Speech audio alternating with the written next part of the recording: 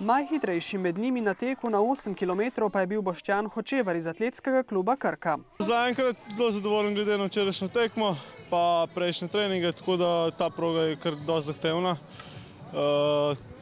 Malo sem pričakoval težjo tekmo, ampak počutje je bilo odlično, tako da glede na solo tek je bilo v redu. Glavna pobudnika za vnovično obuditev novomeškega teka sta atletski klub Novo mesto in tamkajšnja agencija za šport. Jaz mislim, da je to na vsak način pomembno za Novo mesto.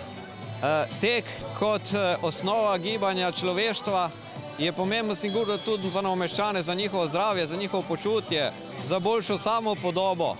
In jaz sem prav vesel, da se je to spet obnovilo. Pomembno je zato, da se nadaljuje kontinuiteta tega teka, ki danes dokazuje, da je ogromno tekačev, ogromno mladih se ukvarja s tekom. Pomembno je pa tudi še nekaj, oživitev mestnega jedra. Tek pa si je ogledal tudi Primož Kobe, ki se bo poleti podal na olimpijske igre v London. Posebnost novomeškega teka je, da je v bistvu štartni cilj na glavnem trgu, obenem pa se teče tudi po Ragovem logu, ki je meni osebno najlepši del tega teka.